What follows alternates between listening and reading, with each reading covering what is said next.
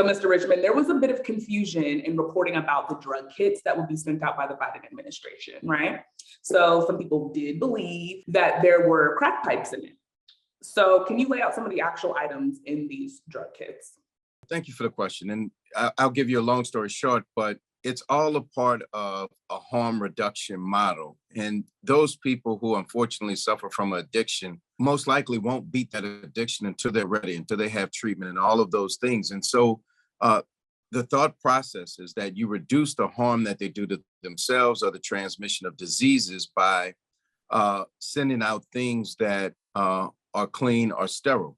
So in terms of the smoke kits, you're talking about alcohol swabs so that you're not transmitting diseases. You're talking about Vaseline or lip balm or things of that nature to just reduce the harm. I can tell you one thing that's crystal clear.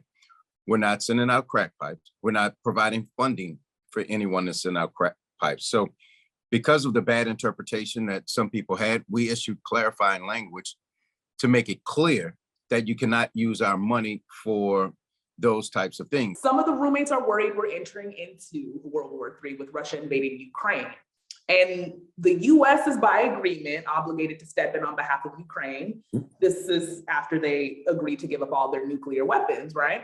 So how busy are we getting in the East? Because Putin, he let out a couple of threats this morning, and we just want to know what are the ramifications of all this?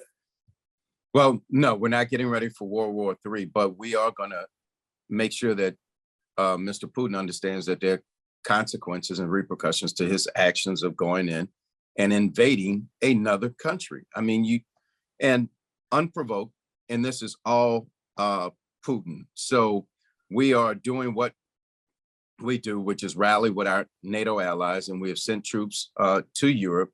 But we're not going into Ukraine. We're not putting our troops there, but we will protect our NATO area. And last year we sent Ukraine about $600 million in aid. We just approved $1 billion loan for them. So we are obligated to help Ukraine. And what we're doing is making sure that there are swift and severe consequences for Putin's actions, and that his country will feel the pain, and it's going to be economic pain. If you look at their stock market today, I think it's one of the lowest drops in their history because the world is serious about this, and we're serious about it. And if we've been watching over the last couple months, even when Ukraine had not acknowledged the real threat, we were saying the threat was real, that it was going to happen, and we were uniting our allies around the world so that we would be ready to put comprehensive sanctions and all of those things on them, but we're not putting boots on the ground in Ukraine. I mean, I know it's been a while since the minimum wage topic has been discussed in Congress, but there's reports of rent rising by 50% in some metropolitan areas like Miami, and everything from groceries to used cars prices are getting way too high and somebody needs to cut it. So will there be any discussions on either raising the minimum wage or controlling inflation soon? There are discussions on both. What we're not going to do is make sure that less people have money so that they're buying more goods. We're going to increase the supply chain and make sure that we get more goods out there for the people who want to buy them. I want to be clear about this. Some of this is pure pandemic profiteering and corporate greed by companies.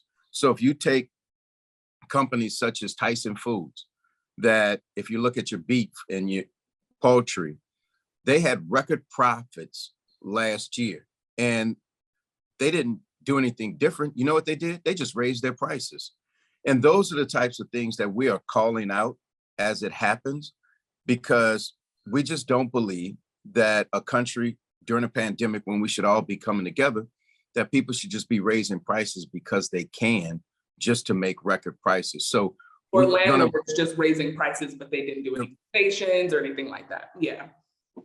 So we're calling all of that out, but we are absolutely trying to get, and look, salaries did increase last year, but not as much as the cost of goods and services. So we are absolutely still trying to increase wages, create more jobs, and do all of those things at the same time. And when you say increase wages, are you talking about minimum wage? Well, look, we want to increase the minimum wage. We tried to do it in the American Rescue Plan. They ruled it out of order. There are bills at the House has passed a bill. The Senate, we're stuck over there with 50 votes, and elections have consequences. And it takes 60 right now in the Senate to move legislation forward. But we have not given up on raising the minimum wage, and we're going to keep fighting for it. Okay, thank you. And I know you mentioned the American Child Tax Credit, helping families receive, I believe the figure was $3,000 to $3,600 per child in their home.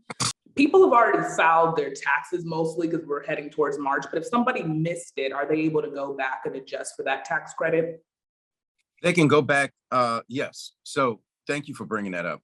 They can go back and file and then get that additional $3,000 to $3,600, whatever the dollar amount that they didn't receive, because we only advanced half of it, and the other half you'll get at your taxes. But the other thing I want to point out, and I think this is important for the people you reach, and by the way, you have incredible reach, and you reach people in such a way that they may not hear it from anybody else. So I want to just take a second to say, even if you don't have to file taxes because you don't make enough, file your taxes to make sure you get the earned income tax credit and the refundable part of the child tax credit. So that's either $3,000 or $3,600 if you have a child under 6.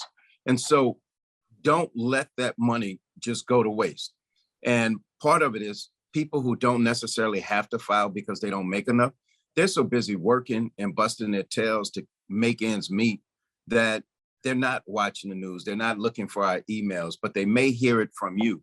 So even if you don't have a tax liability, file your taxes. And if you have children, please fill out the form for the child tax credit and look at the earned income tax credit too, because that's thousands of dollars that you're leaving behind that you're entitled to. So even if you file, you can go back and adjust your tax return. Biden has forgiven over $15 billion in student loans recently, but some people are wondering if that'll expand beyond public servants or people who attended DeVry University, for example. So if people want their student loans forgiven, what do they need to qualify? Because we see some people's loans are being forgiven.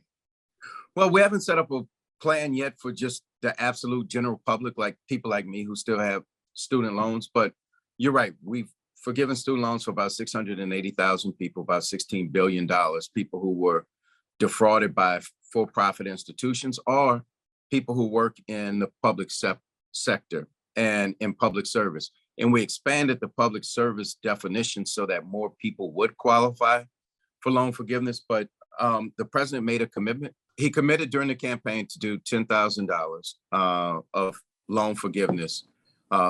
And he has every intention of fulfilling that commitment that he made. But I would remind people that no one's had to pay student loans since we've taken office because we've suspended our student loan payments. And so we're still committed to it. We're working on it, and we're going to try to get it done. So you've got Judge Ketanji Brown Jackson, California Supreme Court Justice Leandra Kruger, and Federal District Judge J. Michelle Childs. People are saying that these are the top contenders so far. So, I mean, is there any tea, or can we confirm that these women are in the talks with Biden right now? I'll tell you what you can confirm. That it's going to be a brilliant Black woman that we nominate to the Supreme Court, and that we have looked at well over the number that people are publicly saying. The president is very committed to finding that person. And if you look at the press, there are many names out there because there's so many qualified women that could be on Black women that could be on the Supreme Court.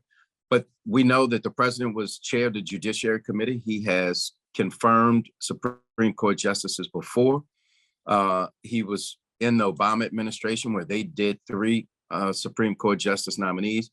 So he knows exactly what he's looking for.